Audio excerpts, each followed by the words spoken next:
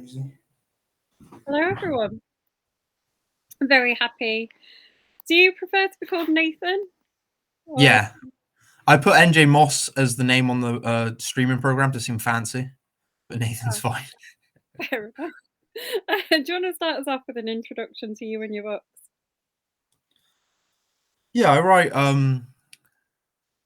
very strange and dark psychological thrillers. They always have like a very just really psychologically dark element. For example, All Your Fault was a woman suffering from extreme guilt for the death of her sister when she was a child, and just all the like evil things she allowed to happen to her. But the point is, I'm a crazy lunatic, and I write crazy lunatic books. And it's hard to say like precisely, oh, I'm this kind of writer, because I do try and like change it up a bit. But I'd say the books I'm most known for are The Second Wife and The Husband Trap, and both of those are about like crazy, psychotic Amber Heard style women abusing men, essentially. And those were my most popular books. But when I wrote books about women who had suffered horrible abuse and the psychological effects on them, like Her Final Victim, where Millicent Maidstone is a prolific serial killer and just incredibly psychologically shaped by her childhood and her cult upbringing. That didn't sell. That didn't sell any. So, so from now on, I'm only going to be writing books about crazy women abusing men. I was going to say I read The Second Wife in preparation for our chat. Oh, that's nice. Thank you. It's good going as well because I only took over from Sam. Yeah. Monday, I think. What? And you read it? How far are you into it? I've read it. Oh wow, that was quick. That's nice. You know what? I always like when readers can read my books quick, because that means at the very least I've done something like mechanically right. Like I've made it easy to like skip through the pages. That's like at the very least, you know. But that's what, when I was looking at them up, I noticed that you've got a thing for kind of slightly crazy women in your book. Yeah, it is interesting to me. I don't think it's as explored. I read this book that was all about female serial killers through history when I was getting ready for Her Final Victim. And just some of these stories, like these women would go out to the Old West, for example, and because there was no communication between the towns, just poison a man for 10 years, marry him, change her name, move here, poison this man, go over here. It's like, how do they become that way? How do they justify it to themselves? You know, it's very interesting to me. And I feel like, although I do like the theme of a woman who's trapped in a marriage and the husband's abusive, I don't think, like, if you do that right, that can be amazing. But I think it's just been done way more. Is it quite hard to get into the head of a crazy woman? No.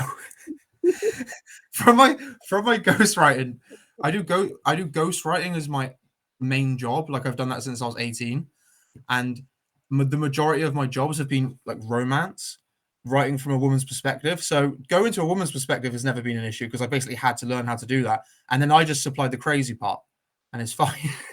It's like the perfect match. Oh, what kind of romances have you ghostwritten then? Oh, see, this is the thing. This is getting into non-disclosure agreement territory. Just like some of them were, genre. Yeah. Some of them were. I guess my favorite ones that I've done were like mafia romances, dark mafia, because they had a lot of action in them as well from the male's point of view. He was going to deals. He had his thing going on. She was back at the mansion, and she was trying to like dig into his past. And there's a connection. And I worked with this amazing client who basically every day I would submit 5,000 words to him, and he would provide me with feedback for like everything, for like dialogue. Oh, you shouldn't have said this. Oh, this is making the story go slower. So it was like a nice boot camp. I worked with him for like 4 months. Yeah, so I guess the mafia romances are my favorite of my own. I can't see who these people are. Patricia. Oh, Patricia's here. That's nice. Yeah, she was the first one. Said hi, Caroline, and hi. Oh, Eager Beaver, get a life. I know. And the other one is Donna. Said, oh, nice. Hello. It's nice people are watching.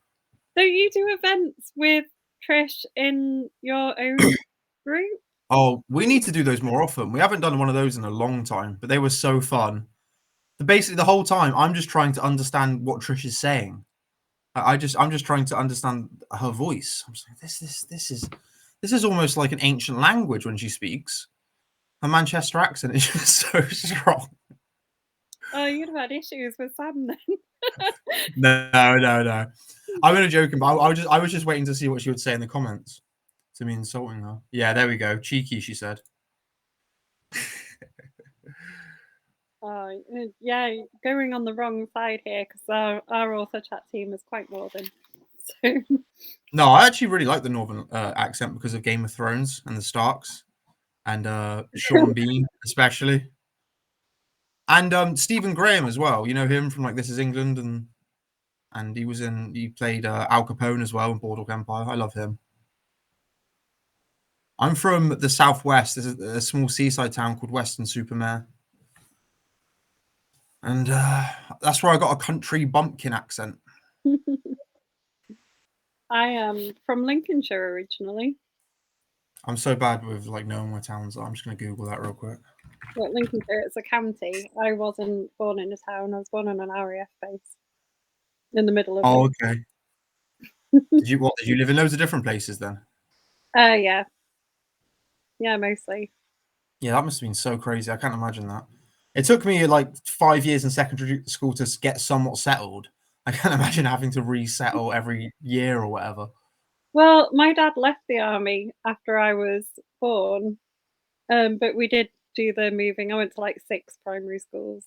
Oh wow, that's crazy. But I guess I guess it could be interesting because you could just decide to be a different person every time if you wanted to. Do you know Like, that would be a really that do you know what that would be a really interesting backstory for like a sociopath because you could have her learn to just become a different person every new school and have completely different character traits and yeah. yeah, But there's some obviously, I'm argument. not saying you're a sociopath. Like, Thanks. You could write a teenage sociopath though who had done that, was skipping yeah, to different schools and killing people. definitely. Or oh yeah, you could do that actually. YA would love that. Yeah, I can actually imagine a trailer for like a YA drama thriller, and the woman's like, every school I'm a different name, and you got the pop music playing, and she's like, you have a clip of her tying her ponytail, and then she's got her hair down, different outfits and stuff.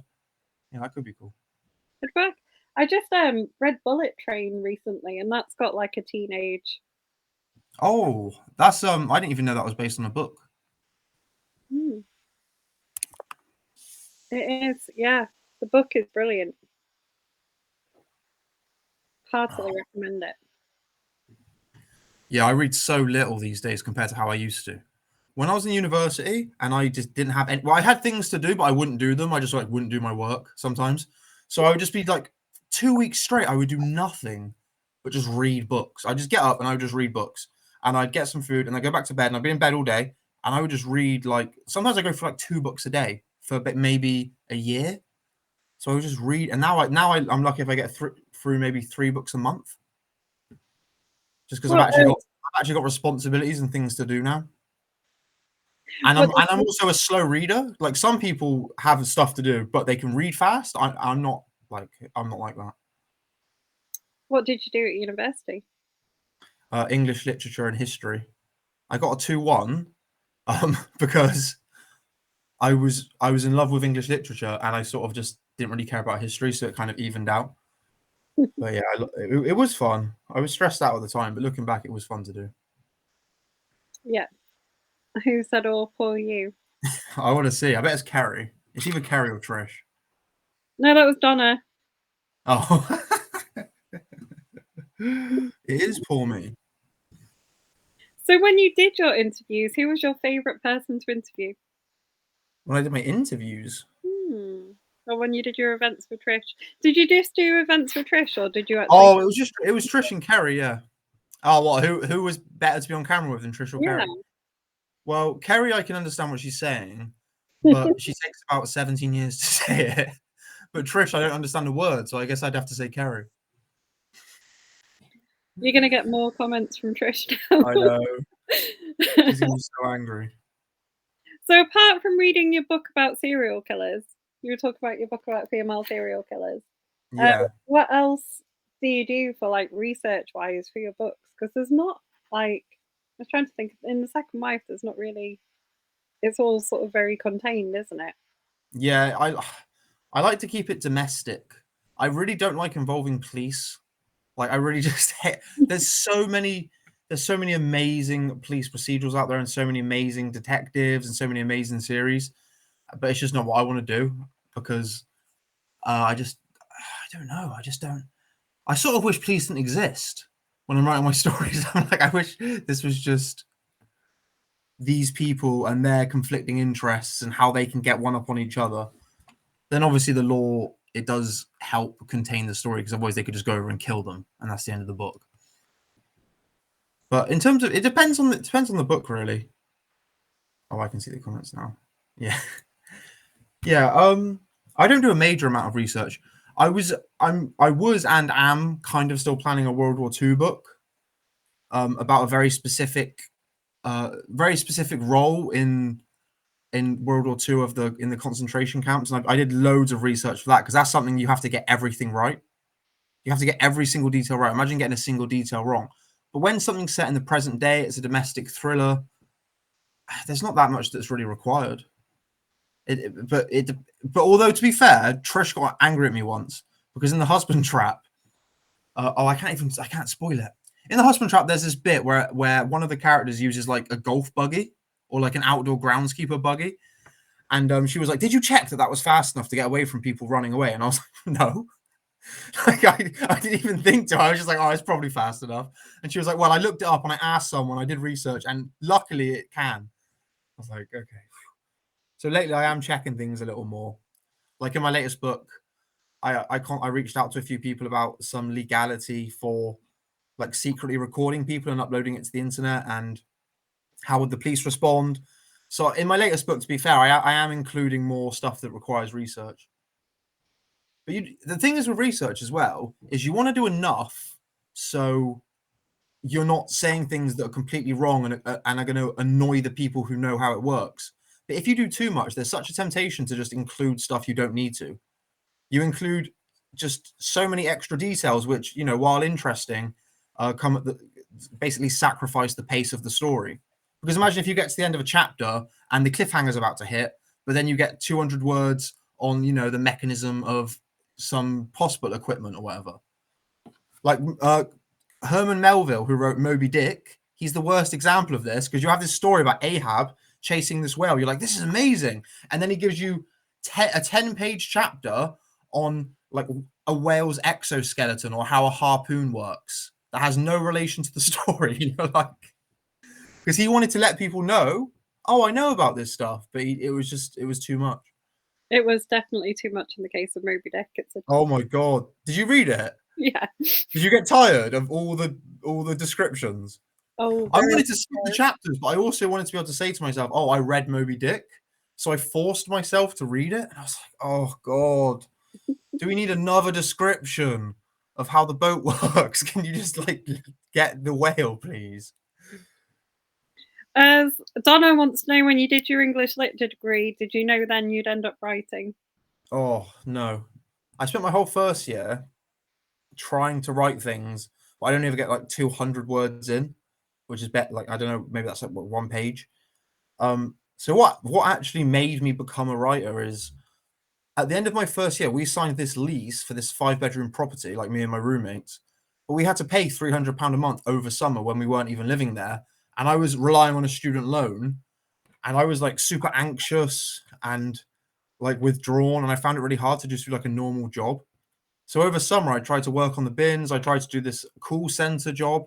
And I just couldn't do it. I walked out of the job. I just couldn't. I was just looking around at people. I was like, how are you making these calls? You're making like 10 calls a minute, and you're convincing people to give you money for a charity. Like, how are you so confident? How are you doing this? And I just got up and I walked out.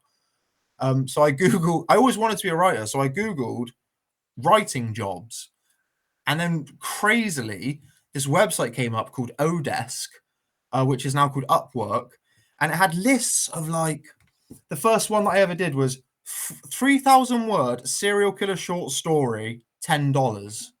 I was like, okay, I might as well. So I wrote that. He paid me. I think he gave me like a 3-star review, which was my first review. And then there was like loads of so many random stories in the beginning over that summer because I was just taking anything. So there was like a young adult vampire book that I wrote, and she had this destiny contained within this like pocket watch. Oh, I shouldn't even say that. And then there was and then basically what is the most dominant freelance ghostwriting work, which is the most incredibly niche job in the world, is romance and like adult romance. That's what most ghostwriters in like that fiction ebook marketplace will do. And then that's what I've been doing for. So no, I didn't know I was gonna be a writer. I always wanted to be, but I just lacked the conviction to finish anything I started. I would just abandon projects, and then you've made no progress. Doing the writing is progress because you're learning how to write, but you're not actually furthering like the career or the vocation of being a writer. I'm not entirely sure anyone ever goes to study things and ends up where they sort of planned to be. Well, I'm like a complete anomaly. Like that's what I've learned. Because I'm so lucky to be able to. Obviously, I wouldn't choose to write romance all day every day, but it's still fiction. I still get to do what I really enjoy, just in a certain way. Like that's it's crazy. It's so rare. Most people I know are like ambivalent about their jobs at best. You know, so I'm incredibly lucky. You are. Oh, Trish said, tell them how many manuscripts you've deleted. Oh, this annoys me so much. I went through this phase that lasted like 8 years of I'd finish a book, I'd get to the end, the first draft, and then I would just ignore it and never touch it again. And that happened for like 5 books. And then I actually finished maybe like five more books or maybe even more. And then for some reason I just thought, oh, these are all terrible. I want to start anew, and I just deleted them all from everything. From my laptop, my computers, my memory sticks, like my backup accounts. I was like, oh. But they were bad. But I think a couple of them I could have edited and actually released one day. So dumb. Like why do that? I wanted to be like, oh, I'm growing as a writer. This is symbolic. I'm going to delete them all, and now I'm starting afresh. But like only I knew. Who was I impressing? Yeah, they're all deleted. Great. Oh, it's so annoying. How do you swap then from the day job of writing romance every day to your other job of writing your own books? Yeah, that's correct.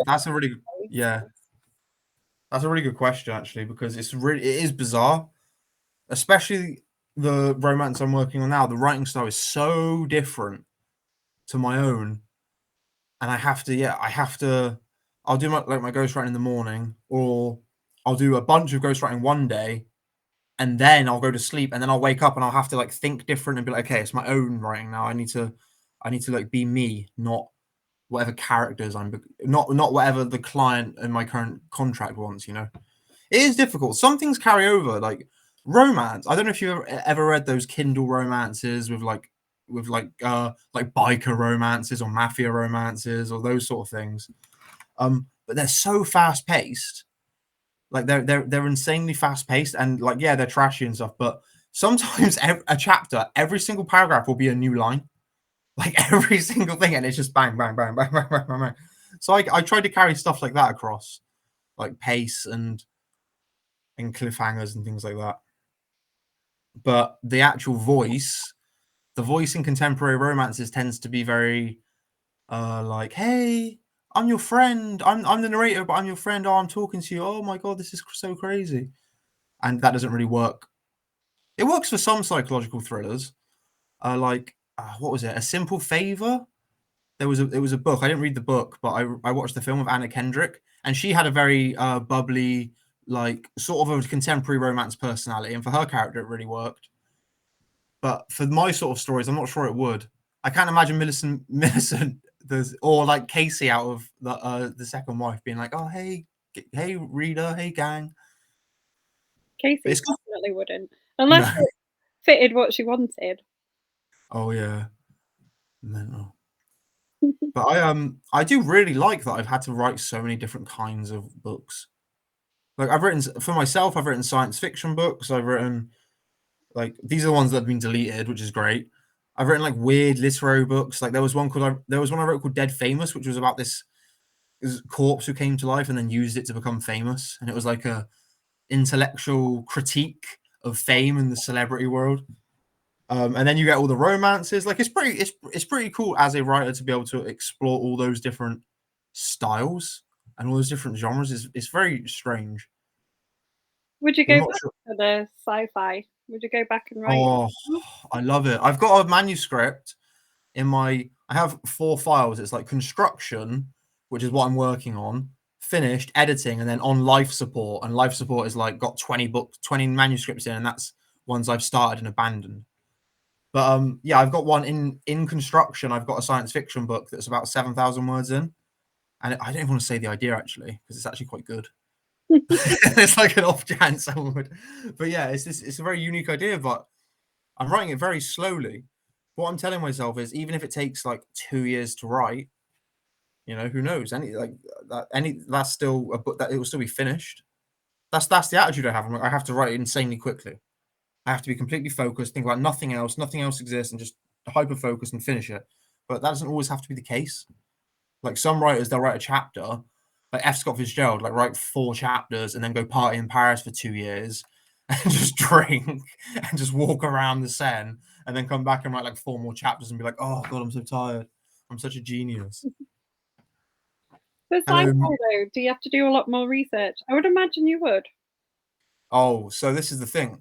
Science fiction is really interesting because you have this sort of sci-fi where like it's called hard science fiction, where everything is like actually scientifically based, and that's actually my favorite type, where they calculate all the like for example, if they're talking about spaceships, they'll actually have realistic trajectories and they'll actually have like physics at play.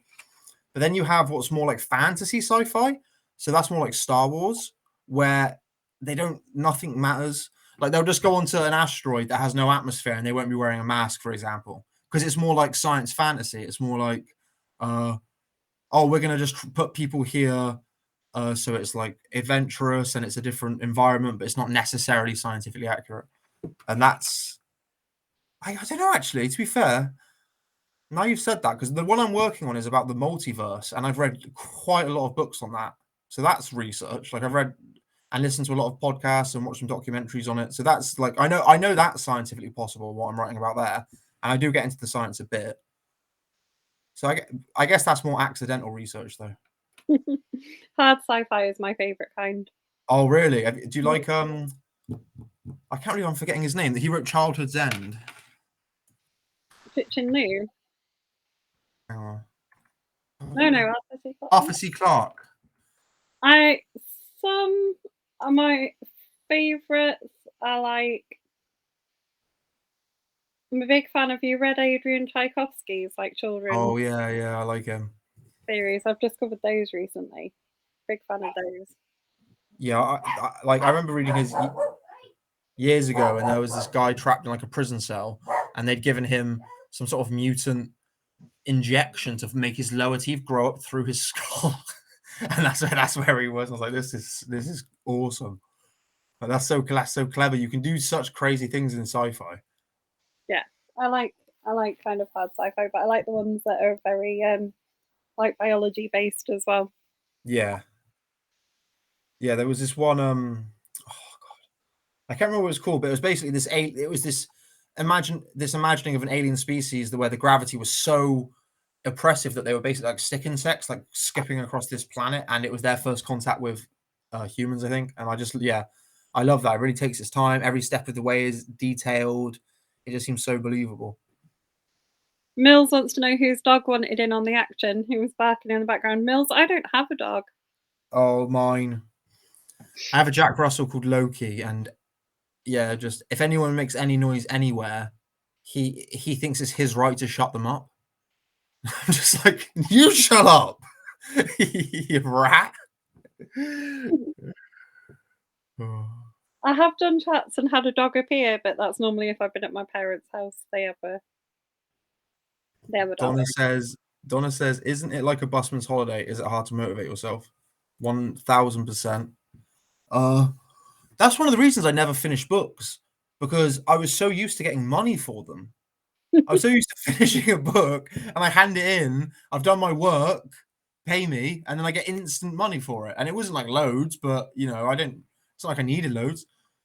And I was like, oh, I have to do all this extra work and it probably won't get accepted. It's just like laziness, just probably laziness, really. Because now I feel how I felt about the books I deleted, but I think, oh, maybe I'll just try and work on it. Maybe I'll read through it and I'll identify all the problems and I'll think of solutions for them. And then when I send it to the editor, it's in a good shape where I can improve it even more. You know, that's how I'm thinking now.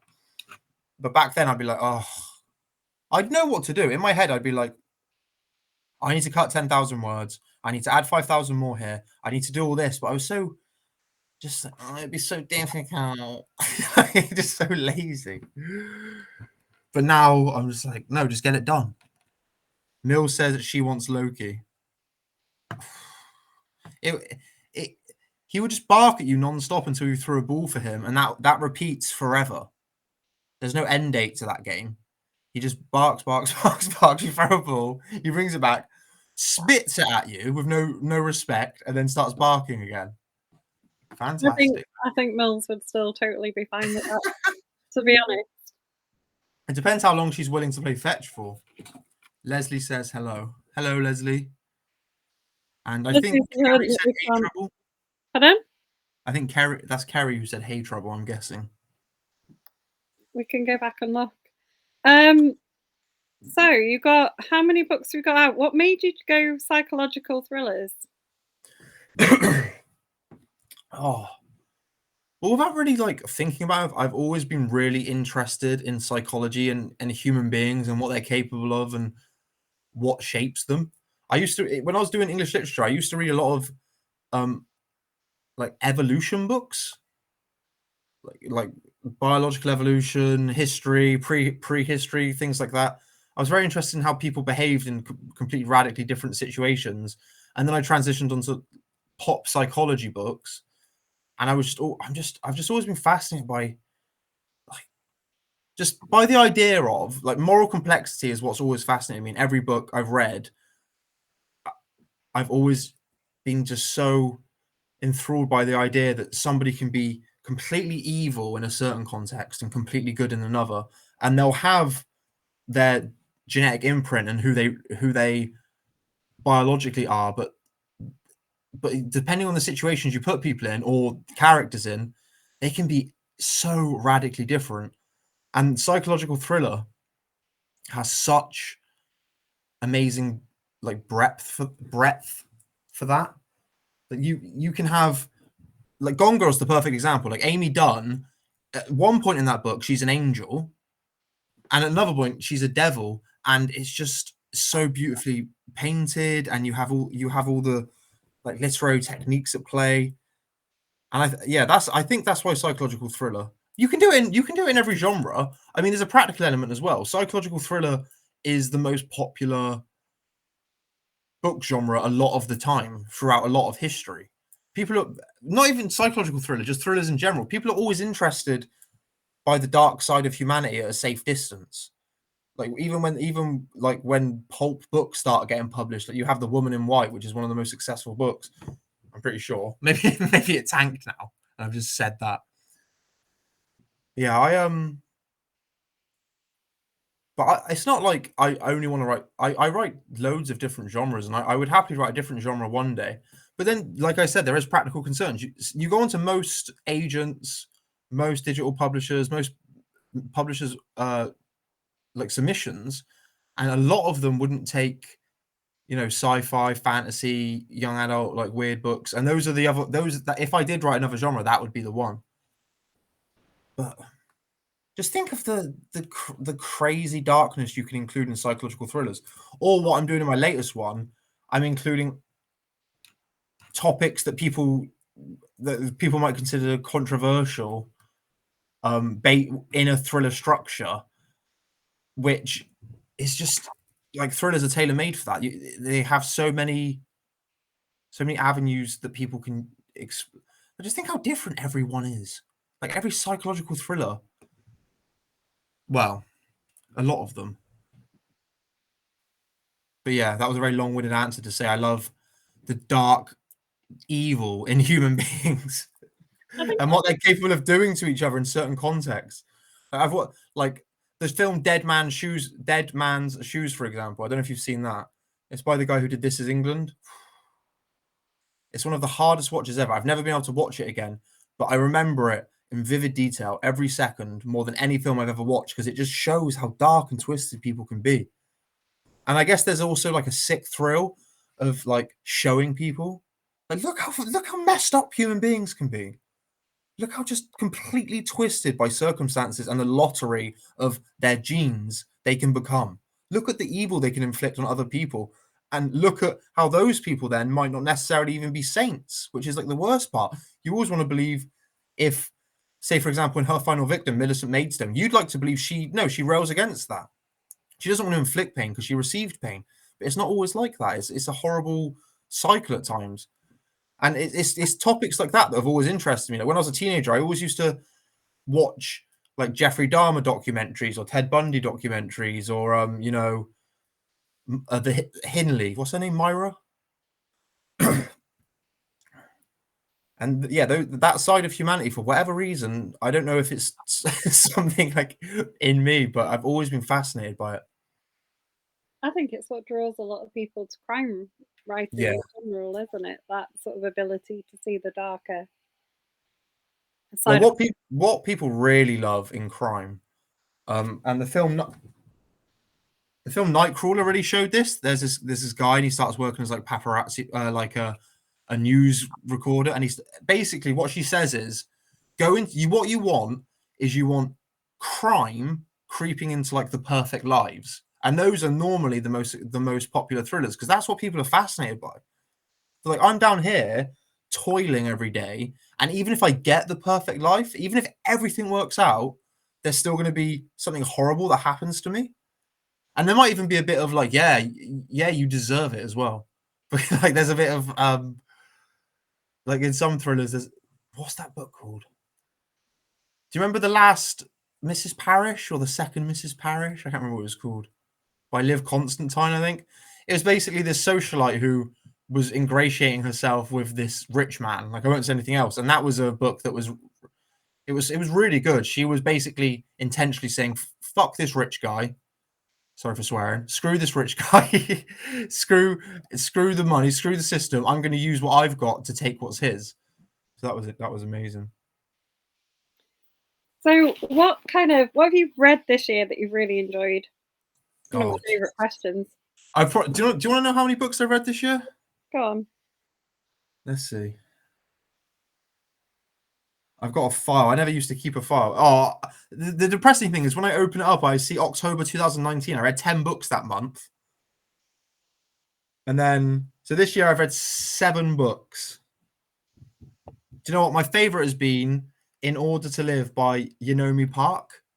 That was a memoir by a North Korean woman, and it detailed her whole childhood in North Korea, extreme starvation, extreme misery, and then it basically follows her to China. And I won't spoil it, but it goes into what happens to her and all the evil things. And that was, I read that in, I think 2 sittings, which is really rare for me these days. I'm really jealous when I look on Facebook book groups and people are like, "Oh, I started this book at 10 a.m. I just finished it." I was like, "Oh, that's really impressive concentration." I was just going to tell you how many books I read this year, and I might not. How many? Let me guess, like 30. 46. What?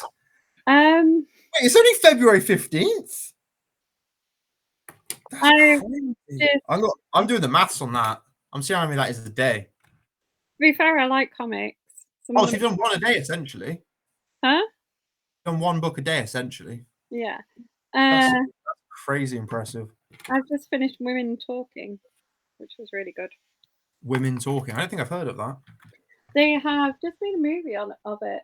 I think it's just coming out, the film, and it's based on a real life thing that happened in a like Amish community. God, I just read the synopsis. It blew my mind. Yeah. Have you looked it up? Yeah. The women of an isolated religious colony reveal a shocking secret about the colony's men. For years, the men have occasionally drugged the women and then R-worded them. the truth comes out and the women talk about their new situation. Yeah, that sounds very interesting. So that must be crazy for you. So every day, so 40, basically 46 times this year. How many books did you say? 43 or something? 46. Yeah, so one a day essentially. You've been immersed in a story 46 times this year. Mm-hmm. I miss those days. I know how amazing it is. You're just disappeared in a different world all the time. Yeah, It's so nice. great.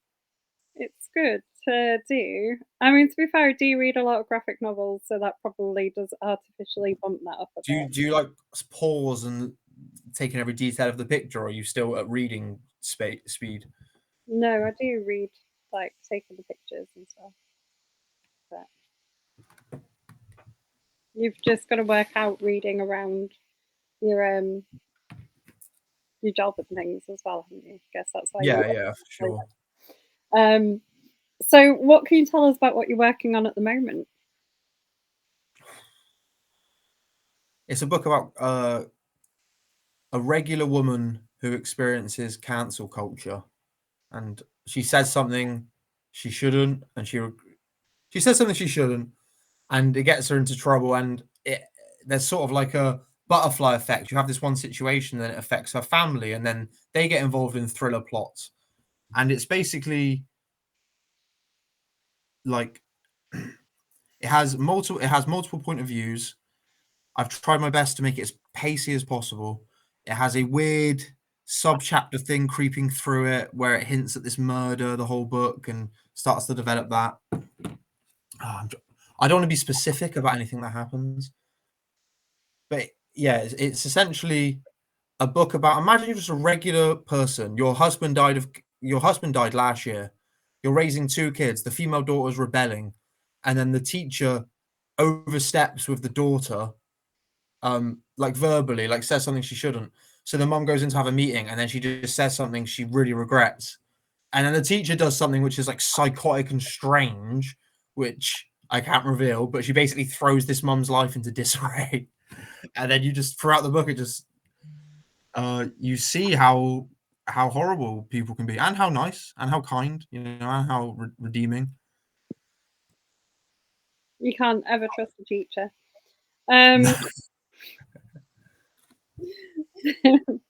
Some wild people do that job. Oh, that's Trish said. I've read some of this and it's epic. It sounds epic, to be fair. Yeah, there's a one bit in it that I wrote. I wish I could say, so I could just make. It's so annoying, but it would be a huge spoiler of it for a book that's not coming out for months. But Yeah, I was just like this. I was like, this is gonna really like mess with some people's head. Like, this character is really gonna make them question, like, can I like this? Can I like this person? Can I dislike this person? My goal has basically been to have. I want different readers to have different favorite characters. I want every single character to have an understandable motivation, and even the horrible ones, I try to give them that on some level, because I think it's really like the psychological part from psychological thriller. It doesn't just mean, oh, we're going to include psychological elements. It also means we as the writers are going to think about your psychology. Like, when I'm doing a romance ghostwriting, I'm thinking about the reader's psychology and how they feel about what they would like to happen in their own lives. And when I'm doing like a thriller, I'm thinking, oh, how would they feel and what would they hate to happen in their own lives? You know, and that's the path I've pursued. But I've also tried to make it as realistic as possible, as relatable. There's some crazy moments, but none of it is like completely over the top, because of the subject matter. It has to be down to earth and as though you could believe it could happen to you, or any reader could believe, oh, this could be me in the same circumstances. I've lost my temper before. I've said something I didn't mean. I've not been perfect every day of my life. I've made mistakes in my past, and now these people are returning to gang up on me and take advantage of the situation. And yeah, it's a whole drama. This one, it has a family element. The 3 of the point of view characters are the mum, the son, 17-year-old son. He's a kickboxer. He's crazy. And then the daughter, she gets involved with some. Okay, that's enough. But I'm really excited about it. I'm really excited to promote it. I can't wait. I'm still trying to think of the title. I'm 40 pages away from my final internal edit before I send it away. So when do you think it's likely to come out? It'll come out in early July, I think. I might do some. Go on, sorry, carry on. No, pardon. Carry on with what you were saying. Oh, I was gonna say I might do some crazy promo when the blurb's out there because there's because the whole book's about controversy. Basically, this being vague, controversy happens to this character. So I could do. I might boot up the old TikTok again and sign their terms of services and start making controversial TikToks that make everyone never want to talk to me again. No, I'm joking. What were you going to say? I was just gonna ask you where you get your ideas from. Like, what spurs them? Do you just see stuff in, like, your everyday life and go, "That'd make a brilliant book," or ideas are they're so elusive. Like, it's insane how they work. I wonder if some neuroscientist somewhere has, like, studied the formation of ideas, because sometimes you'll be reading a book and a character will, like, mention something offhand, like, and then suddenly there's a scene in your head, and through that scene you think, oh, that could make an interesting book, and then these characters start to develop. Or you'll see, I remember one time I was walking through town and there was this couple being shown to their new flat, but their flat was like behind a metal grill right next to a takeaway, and I saw the look on the woman's face, and she was like sort of like smiling in a determined way to be like, this is okay, we're happy with this, and you could just tell he hated it. And then as I was walking home, I was like imagining their conversation and imagining like, oh, and then you start to add things. You start to go, oh, then what if they're moving there because someone's chasing them?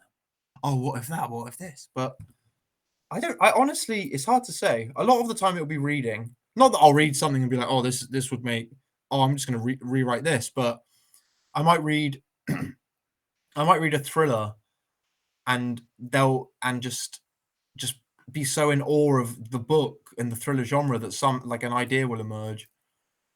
Or yeah, like I'll see a real life interaction. It's yeah, what's annoying about ideas is, like, I used to try and work out where they came from, because then obviously I could streamline the process. Like, I wouldn't have to stop talking to someone in the middle of a conversation, take out my phone and start typing out an idea like an obnoxious idiot. Like I've done so many times. You're talking to someone and then for whatever reason, it's like, oh, that character should have this twist. And I'm like, oh, I'm sorry. And they're just staring at me. But I honestly don't know. It's so annoying. You just have to wait for them to just pop. I just have to wait for them to just pop up in my head. I know that I have more ideas if I'm engaging in more fiction. So whether that's films or TV shows or books, if I'm actively engaged in fiction, thinking about the structure and, oh, why did that story do this? Why did that story do that? Then I have more ideas. But at the end of the day, I don't know. Like, I just have to wait for them to come. you obviously have quite a lot of them if you've got files of Oh, I have. and I actually am. I wish I had an insane work ethic so I could write all my ideas, because I have so many random ones just saved on my phone. Yeah, how many? I don't even know. Yeah, just weird science fiction ones or like literary ones. Like, I had this idea.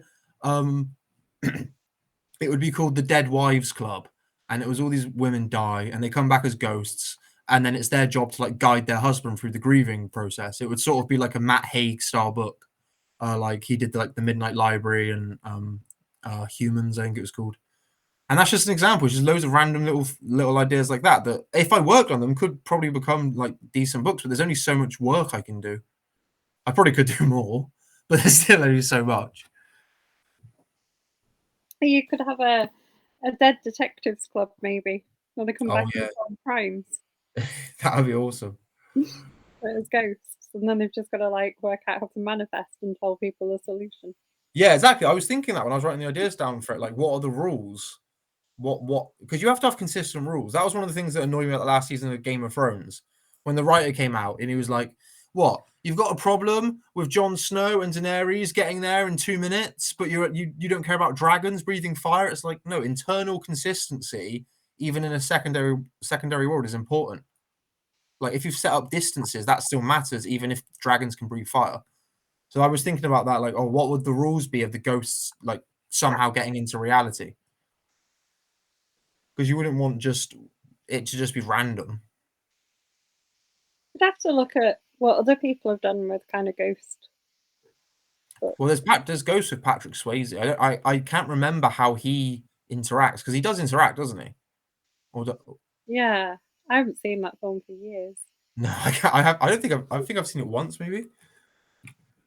I think I've seen it more than once, but it's not high on my Patrick Swayze movie list. What's at the top? Dirty Dancing. Well, I'm a girl, so yes. And my friend gave me that for Christmas and was like, "I bought you the worst movie in the world." Oh God, I think it's all right. I watched it when I was a teenager with a girlfriend, and I was like, ugh. Yeah, I was like, I'm never going to be Patrick Swayze, so you might as well accept that. So I'm going to go Roadhouse second, close second. Is that when he's a bouncer? Big fan of Roadhouse. It's great. I think I vaguely remember. Do you know? I'm thinking of the Sparrow though. Do you remember that one when he's a bouncer as well? No, He wears this, like, weird black coat. It's completely different. So you're saying you like your readers to have favorite characters when they're reading your book? Do you have a favorite character that you've created? Oh, yeah. Oh, one favorite character. Well, you can have more than one if you want. Oh. It's like asking someone their favorite book, isn't it? You can have more than one. Oh, I know my favorite books. That's not even like my favorite book of mine that's currently released is The Husband Trap. And then the second favorite one is probably Her Final Victim. In terms of favorite characters, maybe Millicent Maidstone, whose name is like quite comic booky, like purposefully, but now I'm saying it loud. No, I'm joking. But Millicent Maidstone, because she was really interesting because she's raised in a cult under extreme circumstances, and it's basically, I think, is the best I've done detailing someone's childhood and like the direct effect on their adulthood and who they become. And I really like her because her writing style was so pretentious and wordy and literary, because she's really pretentious and stuck up, basically, that I got to write very literary prose, like very just elaborate metaphors and stuff. I quite enjoyed that. Although I'm sure some readers got annoyed, like, come on. Are you really going to use the word milk toast? Sounds ridiculous. Well, she's got a name like Millicent. She probably would. Yeah, exactly. Would you make, so that this is another one of my favorite author chat questions, would you make a graphic novel of one of your books? Oh, would I make it if I had to make a graphic novel of one of my books? But would you? I've actually had an idea for a graphic novel / anime based on rollerblading, and I can see it so clearly in my head, especially the anime. And it would basically be like every time they do a certain pose with their hands, their feet do the same pose with their rollerblades as they're like skating through the city. And if I had the chance to like a manga or anime, I'd probably expand on that like idea and do one based on that. But if I did one of my books, I think The Husband Trap would make a really good manga or anime, because it's quite a surreal situation, and I feel like they could add to the surreal sense of it. I haven't watched or read many though. I think I watched One Punch Man, and then Attack on Titan. I watched a couple of seasons. I do love the style. It's so over the top. Some of it. Obviously, I'm sure there's different kinds, but the ones I've seen have been so over the top, but in a good way if they're done right. They're great if they're done right. One of my current favorites is Beastars. Beastars. It's very hard to explain, but it's great. It's sort of set in a high school, but it's all animals. Oh, okay. And then there's like a death of one of the students, and they're trying to work out who did it. Oh, someone said, "What do you love about The Husband Trap?" Who said that? They haven't read yours yet. Yeah. What I love about The Husband Trap is it's a story of a regular man and a completely insane woman who's determined to do whatever she wants. And I think Liam, a lot of my reviews are like, "Oh, your characters are so unlikable," which is true. But Liam in The Husband Trap, to be fair, if I had to pick a favorite character, it might be him over Millicent, because he's just so honest and so like dedicated to his girlfriend, who's just given birth to his child, and he's so determined to get back to her. And no matter what happens, obviously I can't say, but whatever he goes through, he doesn't really lose that. And I remember writing him, and I remember thinking, like, I never really think this about my characters, but I remember thinking, like, oh, I wish I was more like him. Like, I wish I was him. I wish I would, because he wakes up in this crazy place, and he's brave about it, and he doesn't just give in. He's strong. He tries to learn how to play the game. He's going through adversity, but he's improving on himself, and there are some crazy scenes. Like, my wife read it next to me, and there was a certain scene which she called the little piggy scene, and she was just looking at me like, "Who am I married to right now?" Does she ever actually say that to you when she's read a scene? Oh god. Well, you have to think about it as well. It looks quite suspicious. Like, you release 2 books in a row which are about crazy women abusing men, and she just sat there. Like, she's written a book called The Second Wife by her husband. She's just like, this is insane. Well, it shows like a commitment, I guess, that she's okay with your crazy books. Yeah. Oh. Not like life imitating art or art No, imitating. but I mean, if I did have a Casey or a oh my god, I've forgotten the name of the woman in Husband Trap. If I did have a husband trapper or a Casey, I wouldn't be able to say anyway, would I? She'd be off camera, probably holding a pistol to my head. That would be a good scene, just holding a pistol to his head while he's having a conversation, like a famous writer. Yeah, well, I think Casey is just, it's surprising how quickly she's evil. Yeah, I know. She's like a very exaggerated sociopath, psychopath. Like, she's so committed to this role and so committed to just this moment, just out of like a sheer fear of boredom. And like, that's something you get when you have interviews with psychopaths. Sometimes they're just nothing makes them feel anything, like, except the most extreme things. Otherwise, they're just not. It's just nothingness. Their life is just grey. Nothing matters. Nothing's interesting. Oh, they're impulsive. Do all these drugs. Oh, I feel something for a little bit, but not really. What can I add to it? And that's what I liked about her. She was just pure sociopath, pure psychopath, I mean, sadist as well, all yeah, mixed in. she's a wild, wild lady, isn't she? Did you have you read The Psychopath Test? No. Oh, the psychopath test. Is it The Psychopath Test? The book by John Ronson? Oh no, I don't think so. I thought you meant a different book. No, I don't think I have. Is that a thriller? No, he wrote a book all about like how they actually work out if people are psychopaths.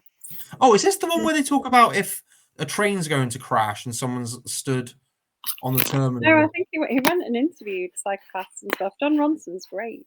You Oh know, wow. you like his books, they're good. He did one about adventures with extremists, and then Oh he wow. did another one about you'd like them. He did another one about like called "So You've Been Publicly Shamed," about people who say like, you know, like crazy things on the internet or do Oh, stuff wow, yeah, that sounds very to get interesting. their lives back. I put that Um, on my save list now. and he talked to like Monica Lewinsky and Oh, that's people. interesting. That's crazy. That's crazy how I don't want to get political, but like, how horrible. What a horrible Yeah, there's situation. apparently like people on this internet like that you can pay and they'll do stuff to like push things up the search engine so like bad things about you drop. Oh, geez. That's crazy. Mhm. And, like went and talked about those. He's great. You'd That like sounds really it. fascinating. Fabulous. You probably really like them, especially if you like kind of popular psychology and stuff. Yeah, I'm gonna pop that on my list now. Otherwise I'll forget. I literally have to write it down instantly. See, is that why you've got like notes with all your ideas on and Yeah, things? that's why the smartphone is like the bane of my existence, like it's the bane of so many. Because I'll read a book for 45 minutes and I'm like, oh, I'll pop on YouTube for 10 minutes as a break. And then 2 hours later, I've watched 2 stand-up routines and some like random hunting, like bloody nature video. It's also amazing because I have a computer that has just endless notes on it. Before I'd have had to carry on a notepad and like write them down. Or I would have to remember them, which is impossible. You were sort of talking about like setting yourself up for your marketing for your new book. Do you find that quite easy? You come across really well, kind of Oh, on the thank you. video. I don't find the actual things that you do difficult. Like these interviews, I don't find difficult. I actually really enjoy them because it's quite rare to talk for an hour just about writing and all the different aspects of it. What's difficult is finding a way to get yourself like known like on a large scale. And I think I need to like I could try harder at that. The queen of doing that is this author called Geneva Rose, who wrote The Perfect Marriage. And during the lead up to that, she pretended to be the main character. Who I think what happens is the husband is murdered, and the mistress is no, the husband is accused of killing the wife, and the mistress has to defend the husband. And she was playing the I think either the wife or the mistress in the video. And I was like, oh, that's so genius. And so many people try to replicate it, but or want to, but I don't think it's such a clever tactic. And I wouldn't want to do something that's a direct copy of that, but I just really admire seeing that unusual avenue to publicize a book. Like I wish I could. I really want to think of something because this book suits it. Of just an unusual thing that's not the norm. Because the norm is so fun. It's so fun being part of Facebook groups and posting in there and talking to people but sometimes the book world can be like a little bit contained. But it's awesome though as well because you can post in a group and just be like, "Oh, hi everyone, nice to meet you," and then 20 people might read your books one day. I think that's do you know Yeah. what a privilege? Do you know what a privilege that is to have people who want to read your books? So yeah, the Facebook. I actually love the Facebook marketing and the silly videos and like making banners and things like that. I used to make a lot with my dogs. I'd go on Canva and I'd have like Loki in the corner and a speech mark saying, "I'll buy my book. This is the best book ever." I don't think a cute animal is a good way of selling anything. Yeah, no, definitely. Isn't it? Didn't Will Dean do that? Have you seen Will Dean doing it on Well, he wrote The Twitter? Last Thing to Burn, right? Yeah, he puts on Twitter stuff like pictures. He's got like a giant dog, hasn't he? It's like huge. It's one of those Oh, really wow. I need like to see this. St. Bernard kind of things. So it's massive. Oh my And god! he'll do stuff with That's the dog, but saying big doesn't even do that justice. yeah, and he'll be A like horse. every time you buy like a book or something over the weekend, he'll give the dog a treat or something, That's clever. which I think is quite clever. But he's definitely done that. Or He's like, got the whole like Charles Bukowski, Jack Kerouac, crazy, intense writer man thing going on in these pictures in his log cabin. in his log cabin in like the That's forest awesome. in Sweden. Yeah, Yeah, that's cool. I would love that. I always thought I'd love to just take Loki and just me and him in like a glamping pod and nothing else. And I only have a laptop that I can write on, and my only two options are walk him or write. That's it. Nothing else exists, and just do that for like a month. It'd be amazing. that would be quite cool. I couldn't do it. I hate camping. Yeah, but it's not camping; it's glamping. It's You know, basically just a little house. yeah, it's just adding names to camping though, isn't it? It's Yeah. well, well known. Just a massive no for me. Anything that has the word amping in it. We've got a minute left. Remind people what they're going to go and buy if they've enjoyed listening to you. Oh, I would say my latest one is Through Her Eyes. Buy that. The Husband Trap, Her Final Victim. Pick one of those three. Oh, I need to announce a winner. Hang on. Oh no. Oh, do that as well. Yeah, because you had a competition that you started with Sam. Yeah, I need to see who. Um, I need to just randomly scroll through the group. I guess. I need to hurry up though. This You is dead air. you can always announce it after. Put it in the group as a winner. Yeah, true. I might have to do that. So you can find it and choose. Yeah, what I'm gonna do is I'll post it. I'll post it tomorrow or just after this because I don't want to like hold everyone up. But Yeah, post it with like my approval and things. yeah, sounds good. This has been a really nice chat though. It was nice to meet you. And you too. And Sam will invite you back when she is feeling better. Oh yeah, that would be awesome. I'd love that. So yeah, all that's left to say is thanks. Thanks, everyone. Thanks for tuning in. Thanks for commenting and asking lovely questions.